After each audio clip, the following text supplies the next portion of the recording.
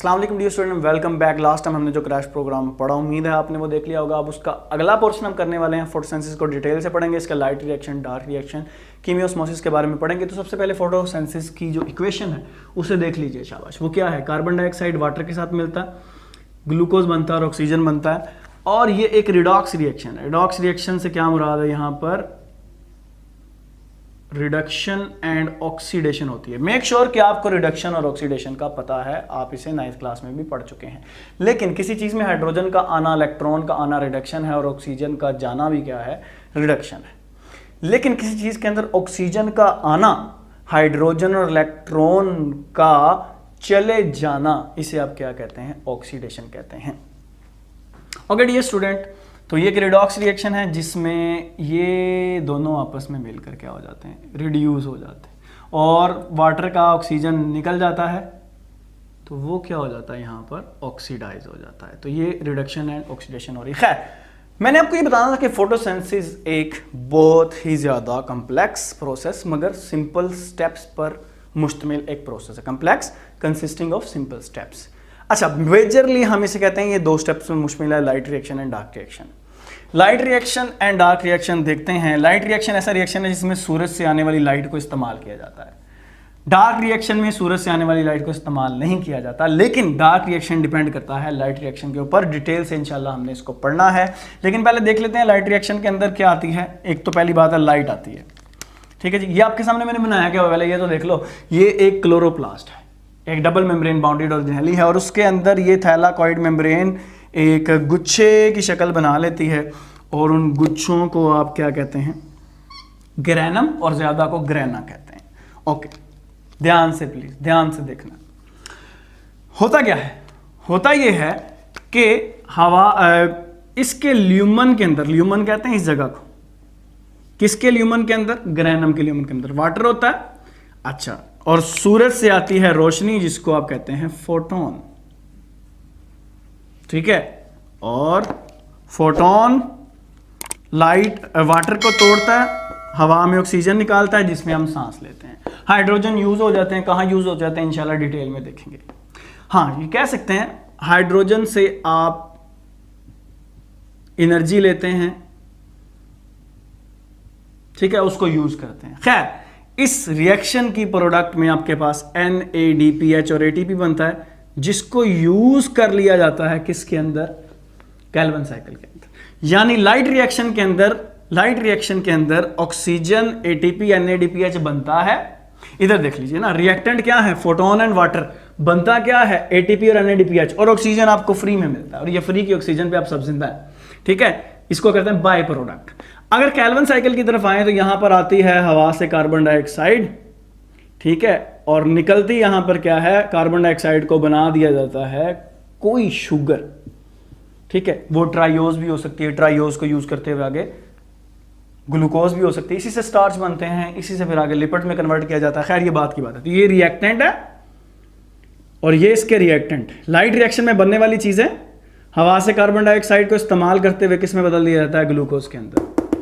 ठीक है जी, कोई कार्बोहाइड्रेट कह लें आप, ग्लूकोज यहां पर मुराद कार्बोहाइड्रेट है, और बाई प्रोडक्ट इस रिएक्शन का कोई भी नहीं है। तो ये लाइट और डार्क रिएक्शन, फिर बता रहा हूं, लाइट रिएक्शन वो है जो डायरेक्टली डिपेंड करता है लाइट पर, और डार्क रिएक्शन वो है जो डायरेक्टली लाइट पर डिपेंड नहीं करता, बल्कि लाइट रिएक्शन की बनने वाली प्रोडक्ट को इस्तेमाल करता है। और बनने वाली प्रोडक्ट क्या है? ATP and NADPH। डिटेल से पढ़ेंगे, परेशान नहीं होना, यहां तक छोटी छोटी बातों को जरा समझ लें। ओके, तो यहां पर मैंने आपको अभी भी बताया ग्रैनम के बारे में। ठीक है जी, ग्रैनम की ये मेम्ब्रेन है, ये बिल्कुल आपकी सेल मेम्ब्रेन की तरह होती है। ठीक है, सेल मेम्ब्रेन कैसी होती है? Lipid bilayer. सेल मेम्ब्रेन होती है लिपिड बाइलेयर, कुछ इस तरह। कहीं कहीं इसमें प्रोटीन पड़ी होती है। ठीक है जी, फ्लूइड मोज़ेक मॉडल को ज़हन में रख लो। लेकिन इस ग्रैना की मेम्ब्रेन की खास बात बताऊं, पता क्या है? इधर डिफरेंट पिगमेंट जो लास्ट के लेक्चर में हमने पढ़े थे, क्लस्टर बनाकर रहते हैं, गुच्छे बनाकर रहते हैं। फर्ज कर लो, ये क्लोरोफिल A है, ये B है, ये A है, ये B है। अच्छा, ये कोई कैरोटीनॉइड्स आ गए हैं। ठीक है, तो ये एक गुच्छा बना लेंगे, ये एक गुच्छा बना लेंगे, एक क्लस्टर बना लेंगे। कहाँ पर मौजूद हैं ये, मैं पहले बता चुका हूँ, ये मौजूद है कहाँ पर, ग्रैनम यानी ग्रैना यानी थाइलाकॉइड मेम्ब्रेन की जो यूं एक सिक्के नुमा अरेंजमेंट है उसके अंदर। ओके, ये जो एक गुच्छा सा बन जाता है, इस गुच्छे को आप नाम देते हैं, इस गुच्छे को आप नाम देते हैं एंटीना। एंटीना का क्या काम होता है, सिग्नल इकट्ठे करना, ठीक है, इसका भी कुछ इकट्ठा करना काम होगा, बाद में बताऊंगा। Antenna complex. और फिर एक इनका हिस्सा और होता है, इसको आप कहते हैं रिएक्शन सेंटर। रिएक्शन सेंटर के अंदर मौजूद होता है क्लोरोफिल ए और उसके साथ उसका पिया, PEA, पिया से मुराद यहां पर है प्राइमरी इलेक्ट्रॉन एक्सेप्टर, ठीक है। और इतने हिस्से को क्लोरोफिल ए, मैनी काफी होते हैं, ठीक है जी, इसको आप नाम देते हैं, ये क्या है, रिएक्शन सेंटर। रिएक्शन सेंटर, इसको रिएक्शन सेंटर क्यों कहते हैं, क्योंकि यहीं पर लाइट रिएक्शन होता है। अब इन दोनों को इकट्ठा नाम दिया जाता है फोटो सिस्टम का। फोटो सिस्टम क्या होता है, reaction centre plus antenna complex. लेकिन अगर इसकी डेफिनेशन आ जाएगी तो आप क्या कहोगे, इसकी डेफिनेशन में आप कहोगे कि ये गुच्छा है, क्लस्टर है। किसका क्लस्टर है, पिगमेंट्स का, ठीक है जी, पिगमेंट्स का क्लस्टर है। तो ये गुच्छा है, consist of 2 regions, antenna complex, reaction centre. Antenna complex का काम क्या होता है, जो सनलाइट आती है पिगमेंट पर गिरती है, उसे सब इकट्ठे करके भेज देते हैं कहाँ पर, रिएक्शन सेंटर के पास। यानी सब ने लाइट इकट्ठी करके किसको दे देनी है, रिएक्शन सेंटर को। तो इसको हम कहते हैं, इसका काम है चैनलाइजेशन, चैनलाइज करना, लाइट को इकट्ठा भेजना, चैनलाइजेशन, ठीक है जी, किसकी, लाइट की। और रिएक्शन सेंटर उस लाइट को इस्तेमाल करते हुए क्या करवाएगा, कोई रिएक्शन करवाएगा, और उस रिएक्शन को आप कहते हैं लाइट रिएक्शन, क्योंकि वो लाइट की मौजूदगी में हो रहा है। होपफुली यहाँ तक मेरी बातें आपको समझ आ चुकी हैं। अच्छा, केल्विन साइकिल की प्रोडक्ट के बारे में मैंने आपको अभी नहीं बताया, और वो प्रोडक्ट क्या है, वो प्रोडक्ट है, ये तो बता दिया था, लेकिन साथ ही साथ ATP ADP में बदल जाता है, और NADPH NADP में बदल जाता है, और फिर दोबारा इसको कहाँ भेज दिया जाता है, ATP और NADPH बनने के लिए। खैर, दोबारा आते हैं फोटो सिस्टम की तरफ। फोटो सिस्टम क्या होता है, क्लस्टर ऑफ पिगमेंट होता है, डिफरेंट तरह के पिगमेंट शामिल होते हैं। 2 रीजन होते हैं इसके, antenna complex and reaction centre. Antenna complex क्या करता है, चैनलाइजेशन करता है, लाइट को इकट्ठी करके कहाँ भेजता है, रिएक्शन सेंटर के पास। और रिएक्शन सेंटर क्या करता है, रिएक्शन सेंटर इस लाइट को यूज करते हुए ATP और NADPH बनाता है। यहां तक मेरी बातें समझ आ गई होंगी। प्राइमरी इलेक्ट्रॉन रिसेप्टर में डिफरेंट तरह की प्रोटीन्स होती हैं, ठीक है जी, डिफरेंट कम्प्लेक्सेस होते हैं। अच्छा, फोटो सिस्टम की भी 2 टाइप्स, फोटो सिस्टम भी 2 तरह के होते हैं। फोटो सिस्टम 2 तरह के क्यों होते हैं, एक फोटो सिस्टम ऐसा है जो लाइट एब्जॉर्ब करता है 680 नैनोमीटर की ज्यादा, और एक 700 नैनोमीटर की ज्यादा लाइट को क्या करता है, एब्जॉर्ब करता है। सबसे पहले साइंटिस्ट को जो डिस्कवर हुआ था वो ये वाला था, इसलिए उसको नाम दे दिया गया फोटो सिस्टम 1। बाद में जो डिस्कवर हुआ वो ये वाला था, इसलिए नाम दे दिया गया फोटो सिस्टम 2, ठीक है जी। तो ये फोटो सिस्टम की 2 टाइप्स है, depending upon the maximum light जो वो ऑब्जॉर्व करते हैं, किस वेवलेंथ की है, किस नैनोमीटर की है। तो होपफुली यहां तक मेरी बातें आपको समझ आ गई होंगी।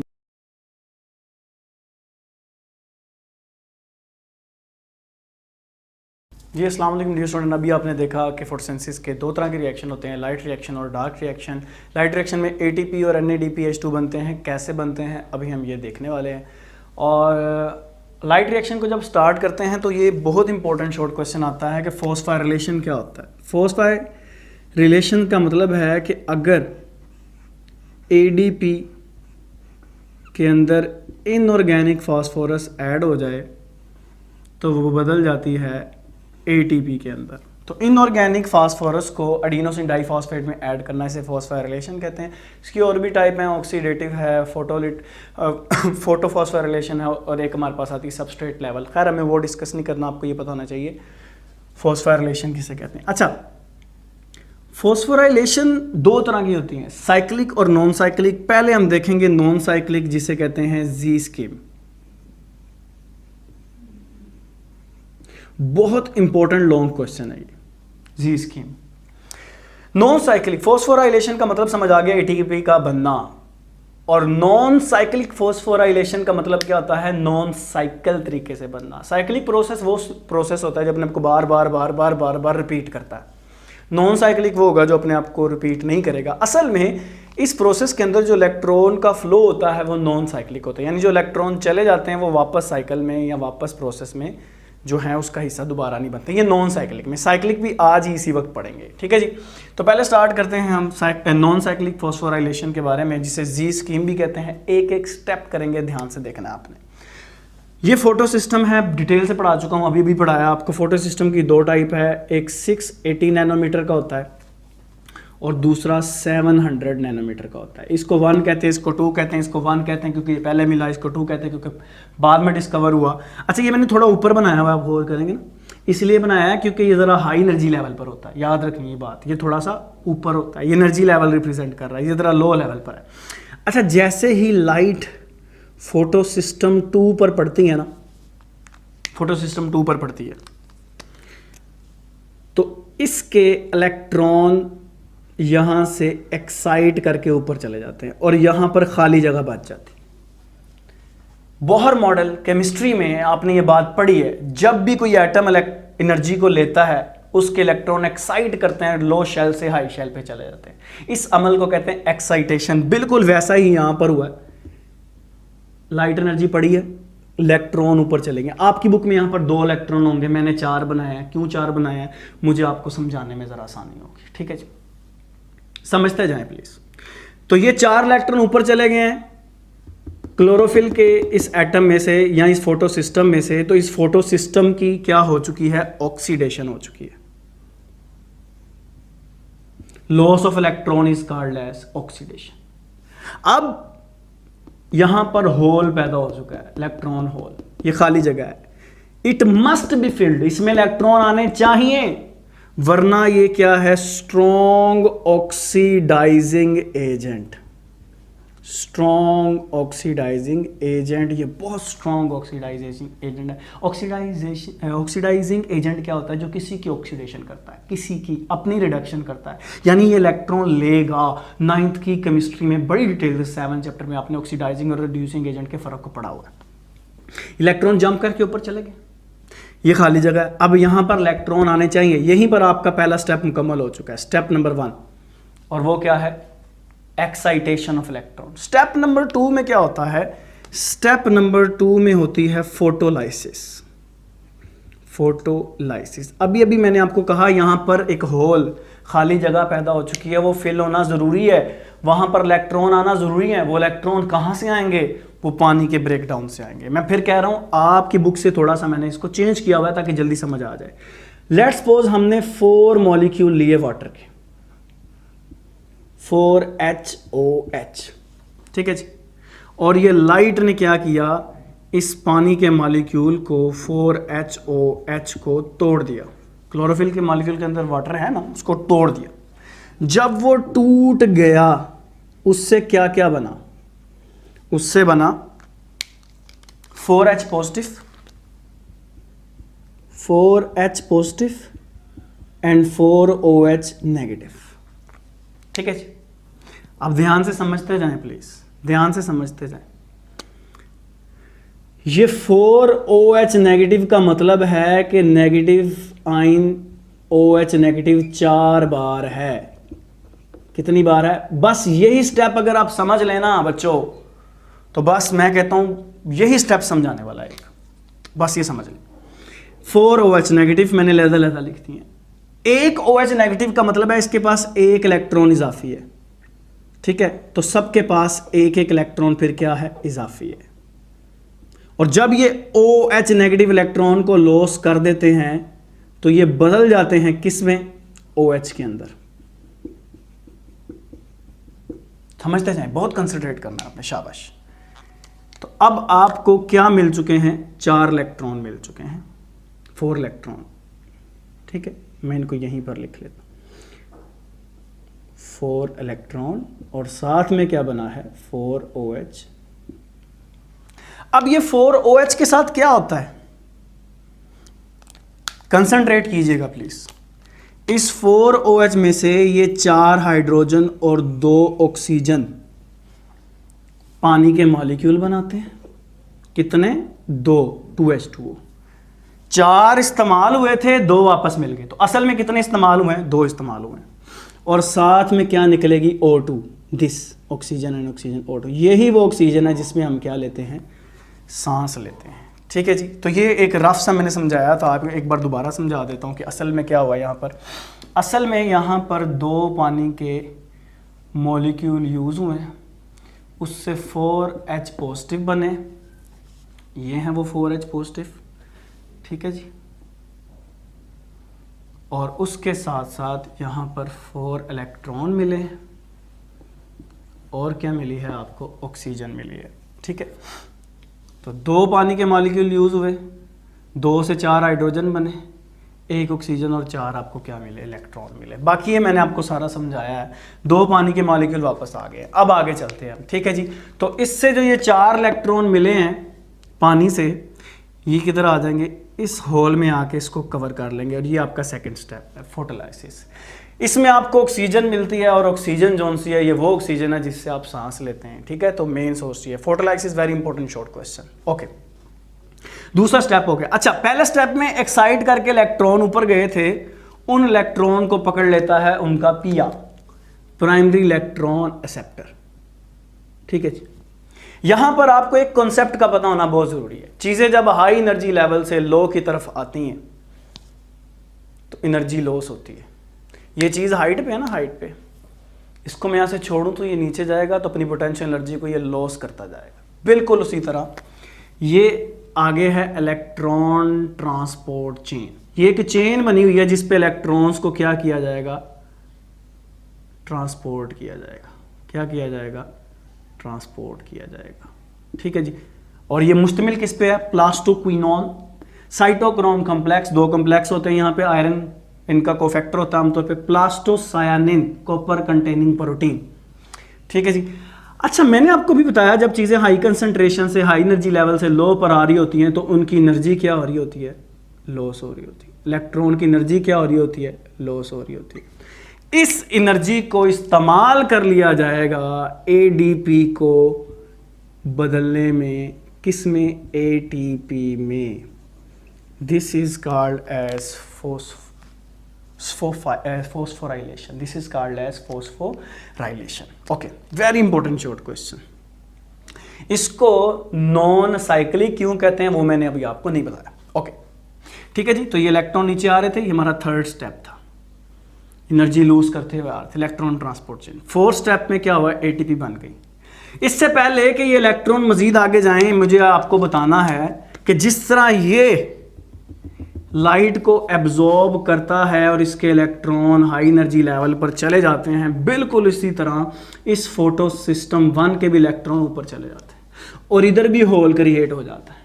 लेकिन उस होल को पानी फिल नहीं करता, उसको ये जो ऊपर से 4 इलेक्ट्रॉन आ रहे होते हैं वो फिल कर देते हैं। तो ये होल क्या हो जाता है, फिल। ठीक है जी, यहां पर इलेक्ट्रॉन के होल को फिल किया था कैसे, वाटर से इलेक्ट्रॉन लेकर। यहां पर कैसे फिल किया गया है, वही जो इलेक्ट्रॉन आगे जा रहे थे। ठीक है जी, और ये 4 इलेक्ट्रॉन अब जाएंगे primary electron acceptor of photo system 1, वो इसको दे देंगे आगे फेराडॉक्सिन को, जो कि एक आयरन कंटेनिंग प्रोटीन है, और ये इसको ट्रांसफर कर देगी एक एंजाइम को जिसका नाम है NADP रिडक्टेज। ये रिडक्शन करता है। And addition of hydrogen is called as reduction. ये किसमें हाइड्रोजन ऐड करेगा, this will add hydrogen in NADP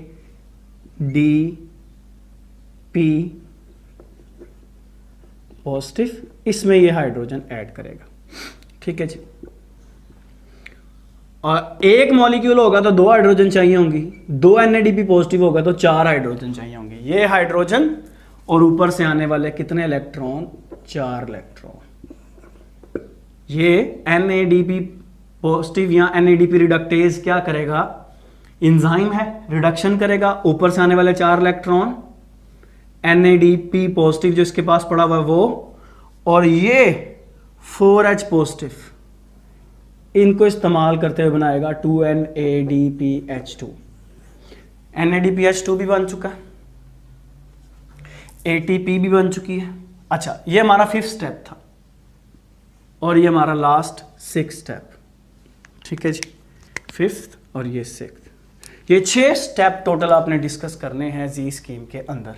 ठीक है जी, NADPH2 और ATP अब जाएंगे डार्क रिएक्शन में यानी स्ट्रोमा में। स्ट्रोमा में जाकर ये क्या करेंगे, केल्विन साइकिल को रन करवाएंगे। ठीक है जी।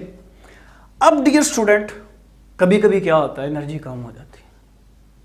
एनर्जी जब कम हो जाती है ATP की जरूरत होती है। ATP अगर कम होगी तो क्या होगा, तो ये नॉन साइक्लिक प्रोसेस, जो कि 4 इलेक्ट्रॉन यहां से गए, यहां से ऊपर गए, यहां से उधर गए, NADPH2 में बदल गए, ये नॉन साइक्लिक प्रोसेस बदल जाएगा साइक्लिक प्रोसेस। कैसे बदलेगा, ऐसे, ये जो 4 इलेक्ट्रॉन यहां से ऊपर गए हैं, देखें प्लीज जल्दी से, ये इनको FD के पास भेजने की बजाय प्राइमरी इलेक्ट्रॉन रिसेप्टर भेज देता है साइटोक्रोम के पास। साइटोक्रोम दोबारा भेज देते हैं इनको प्लास्टोसाइनिन के पास। प्लास्टोसाइनिन दोबारा भेज देता है इनको कहां पर, फोटोसिस्टम 1 के पास। फोटोसिस्टम 1 इनको फिर ऊपर भेज देता है। और देखिएगा प्लीज, यहां से ऊपर, ऊपर से नीचे, नीचे से फिर इधर, ऊपर नीचे फिर इधर, ऊपर नीचे फिर इधर। और जब यहां पर ये हाई एनर्जी से लो एनर्जी पर ये इलेक्ट्रॉन मूव कर रहे होते हैं तो इनकी एनर्जी रिलीज होती है, उसको फिर ATP बनाने में यूज करते हैं। अब ये साइक्लिक प्रोसेस है। फोटोसिस्टम 1 पिया, primary electron receptor, cytochrome, PC, plastocyanin, फिर ये cyclic, this is called as cyclic phosphorylation. Non cyclic हमने पढ़ा, साथ ही मैंने आपको किसका बता दिया, साइक्लिक फॉस्फोराइलेशन का। तो डियर स्टूडेंट, ये 2 मेथड है। साइक्लिक फॉस्फोराइलेशन सिर्फ तभी की जाती है जब क्या होती है, जरूरत होती है, ATP की कमी हो जाती है, इस वजह से ये करवाई जाती है, अदरवाइज इसको करवाया नहीं जाता। Otherwise non cyclic Z scheme is enough. अब चलते हैं अपने अगले टॉपिक, कीमियोस्मोसिस। कीमियोस्मोसिस क्या है, उसमें भी ATP बनती है। उसमें भी आपने ये याद रखना है, क्या याद रखना है, कि जब कोई चीज़ high concentration gradient, high energy से लो की तरफ आती है, उसकी एनर्जी रिलीज होती है और उस एनर्जी को यूज़ करके आप ATP बना सकते हैं। अभी हमने Z scheme, cyclic and non cyclic phosphorylation के बारे में देखा, जिसमें ATP बनती थी। अच्छा, ये जो ATP का बनना ना, इसे कहते हैं कीमियोस्मोसिस। ठीक है जी। और कीमियोस्मोसिस क्या होता है, इससे पहले अभी हमने जो पढ़ा उसको थोड़ा सा रिवाइज कर लेते हैं, देखिएगा प्लीज। हमने पढ़ा था फोटोसिस्टम 1 पर लाइट आती है, पानी टूटता है, ऑक्सीजन बनती है जिसमें हम सांस लेते हैं, 4 इलेक्ट्रॉन, और साथ में क्या बनते हैं, हाइड्रोजन आयन। ठीक है जी। तो अगर गौर से बात यहाँ पे देखी जाए तो ये एक ऑर्गेनेली है जिसका नाम है क्लोरोप्लास्ट। इसका ये हिस्सा डार्क रिएक्शन जहाँ पे होता है वो कहलाता है स्ट्रोमा। ठीक है जी। और जिसमें इसका लाइट रिएक्शन होता है उसको आप कहते हैं थाइलाकॉइड मेम्ब्रेन, और इसके अंदर असल में ये वाटर टूटता है।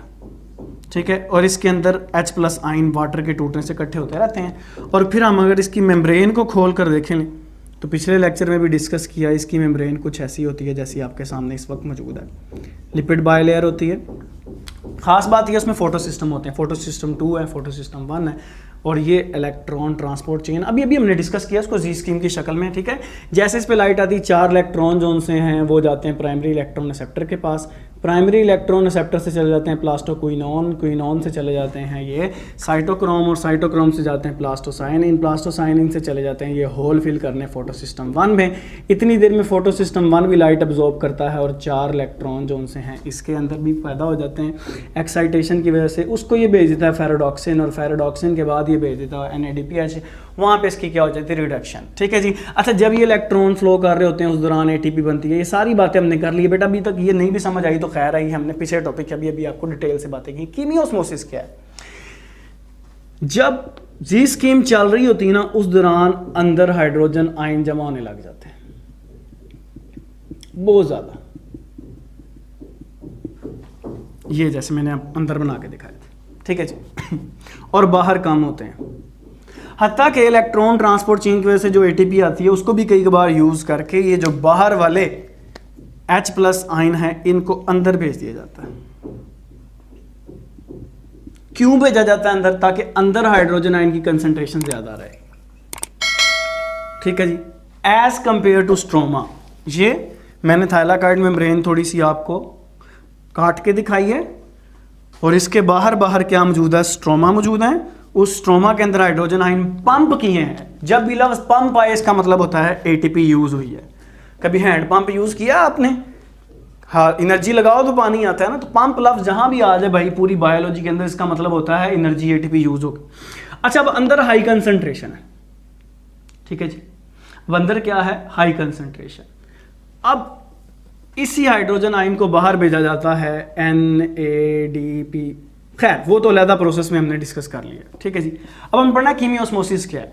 अब अंदर हाई कंसंट्रेशन है, बाहर क्या है? Low concentration. किसकी? H+ की।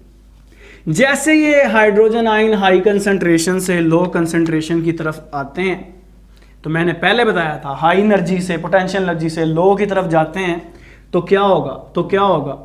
इनकी एनर्जी यूज होगी और ADP को अंदर इनऑर्गेनिक फास्फोरस ऐड करके उसको ATP में बदल देगा एक एंजाइम जिसका नाम है ATP सिंथेस, ठीक है जी।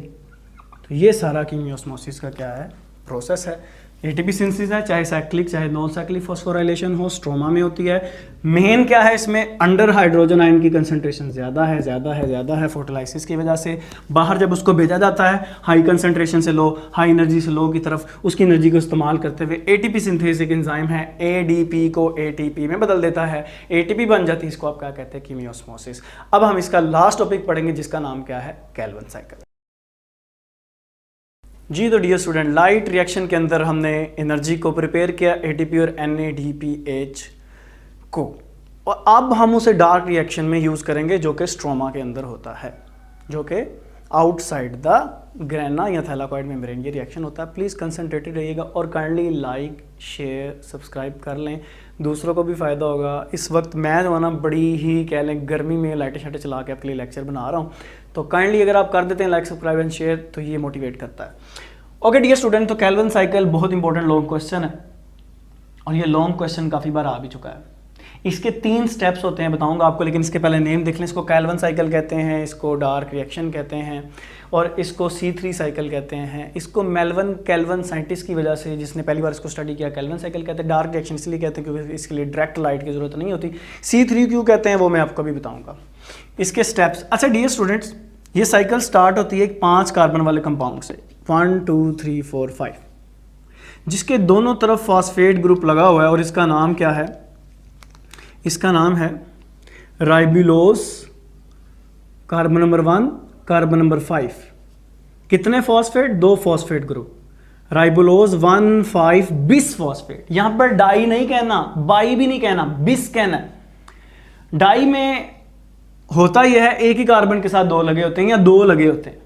बिस का मतलब होता है एक ही मॉलिक्यूल के 2 डिफरेंट कार्बन पर फॉस्फेट ग्रुप लगे हैं, उसके साथ बिस वर्ड यूज होता है। तो इस राइबुलोज असल में एक कीटो शुगर है, जिस तरह राइबोज एक एल्डो शुगर है, राइब्यूलोज एक कीटो शुगर है, ठीक है जी। और इसके पहले और 5वें कार्बन के साथ फॉस्फेट ग्रुप लगा होता है। तो हमने इसके 3 मॉलिक्यूल लिए हैं, तो टोटल कितने हो गए? 5 × 3, 3 लिए हैं 5 कार्बन वाले, तो ये 15 कार्बन हो गए टोटल आपने लिए। इसके अंदर आपने कार्बन डाइऑक्साइड ऐड करनी है। इस प्रोसेस को जो हम करने जा रहे हैं इसको कहते हैं कार्बन फिक्सेशन। क्या कहते हैं? शाबाश, कार्बन फिक्सेशन। यहां तक हमने इसको देखना है। ओके, तो इस पहला स्टेप यहां से यहां तक है और इसका नाम है कार्बन फिक्सेशन। हवा से कार्बन डाइऑक्साइड ली जाएगी और उसे फिक्स कर दिया जाएगा इसमें। 5 कार्बन के एक मॉलिक्यूल को 1 कार्बन चाहिए 6 बदलने में, 5 कार्बन के 3 मॉलिक्यूल को 3 कार्बन चाहिए होंगी, 3 कार्बन। तो फिर हर एक के साथ 1-1 कार्बन लग जाएगा। लेकिन ये जो 6 कार्बन कंपाउंड जो कि आपकी बुक में मेरा नहीं ख्याल दिया हुआ है, एक अनस्टेबल कंपाउंड है, ये उसी वक्त टूट जाता है। एक होता तो 2 3 3 कार्बन वाले में टूटता, 3 है तो कितने में टूटेंगे? 6 में टूटेंगे। 1 2 में टूटेगा, ठीक है, तो 3 किस में टूटेंगे? 6 में। डबल करते जाना, 1 2 में, 2 4 में और 3 6 में टूटेंगे। ये आपके सामने 6 आ गए। और जो कंपाउंड बना है इसको आप कहते हैं 3-फॉस्फोग्लिसरेट या ग्लिसरिक एसिड। इसका नाम क्या है? इसका नाम है हमारे पास 3PG का 3-फॉस्फो ग्लिसरेट, क्योंकि इसके एंड पर कार्बोक्सिलिक एसिड ग्रुप मौजूद होता है, ठीक है जी। 3-फॉस्फो, 3 क्यों कह रहे हैं? कार्बन नंबर 3 पर फॉस्फेट ग्रुप है, ग्लिसरेट ग्लिसरिक एसिड, ठीक है जी। तो 3 कार्बन वाले 6 3-फॉस्फोग्लिसरिक एसिड बन गए हैं। अब इसके अंदर 6 ATP ऐड करते हैं, 6 ATP ऐड करते हैं तो 6 3 कार्बन वाले कंपाउंड में एक एक फॉस्फोरस ग्रुप आ जाता है। पहले सबके पास 6 थे 3 कार्बन वाले, हर 3 कार्बन वाले के पास एक फॉस्फेट ग्रुप था। अब हर 3 कार्बन वाले के पास फॉस्फेट ग्रुप है। टोटल कितने हैं? 6। टोटल कितने हैं? 6, ठीक है जी। 6 मॉलिक्यूल 3 कार्बन वाले, इन्हें 6 ATP चाहिए होगी, तो ये इनको मिल गई, ठीक है जी। मैं ये कहना चाह रहा हूं आपको, ये बड़ी कंफ्यूजिंग बातें हैं ना, अक्सर कंफ्यूज करती है। 1 2 3 4 5 6 ऐसे कितने हैं? 2 3 4 5 6, ठीक है। ऐसे 6 हैं, हर एक के साथ इधर फॉस्फेट ग्रुप लगा हुआ है, हर एक के साथ और हर एक के दूसरे तरफ आपने ऐड करना है। तो कितने किस तरफ ऐड करना है? 1 2 3 4 5 6। तो आपको 6 फॉस्फेट ग्रुप चाहिए, तो वो आप 6 ATP यूज करते हुए ये बना लेंगे। अब इसका नाम क्या होगा? इसका नाम था 3-फॉस्फोग्लिसरेट। इसका नाम होगा 1,3-बिस-फॉस्फोग्लिसरेट।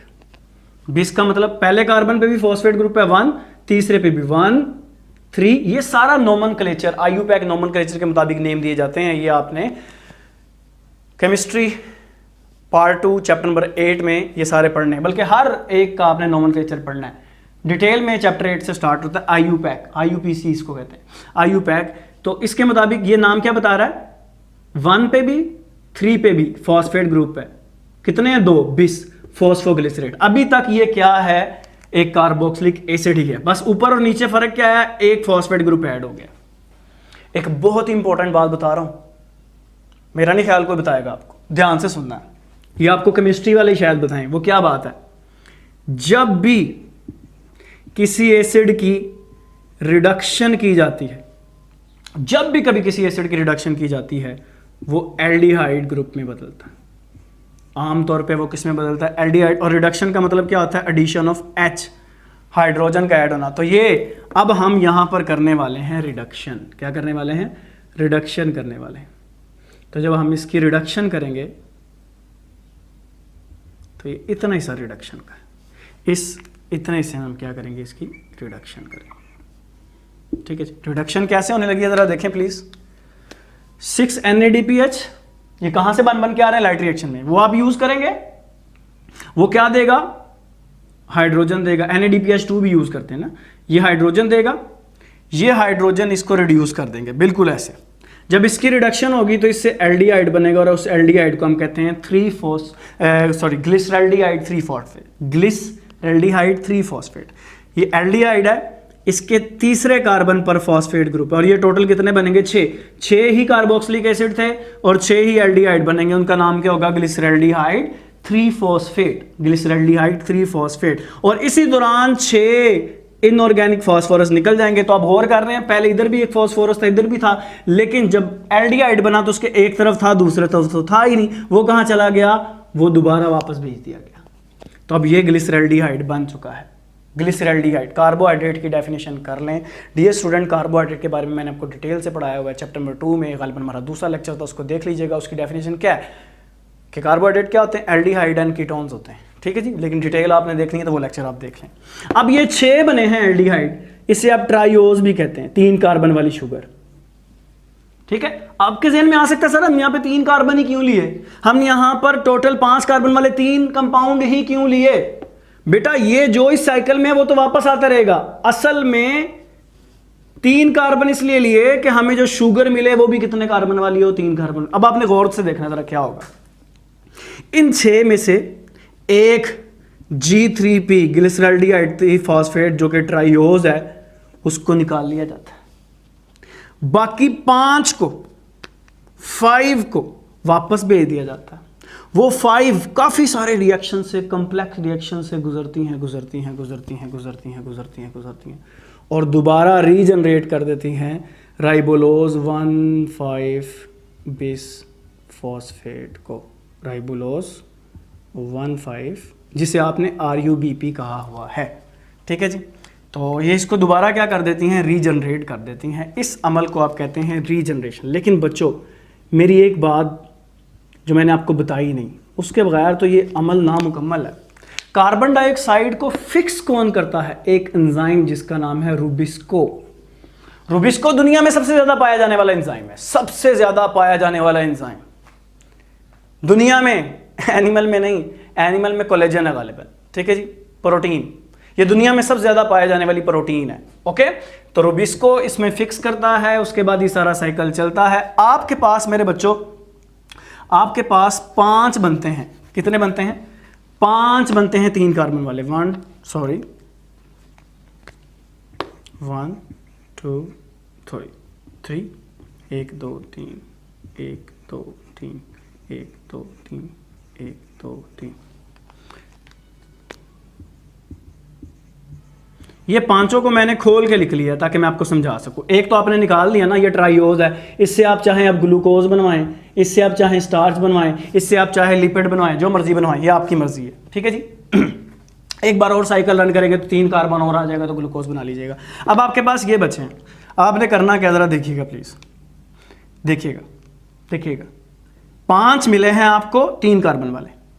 अब मैं कार्बन उतारने लगा हूं, 2 उतार के इधर लगा दो। ठीक है, ये 2 उतार कर इधर लगा दो और ये 2 उतार कर इधर लगा दो।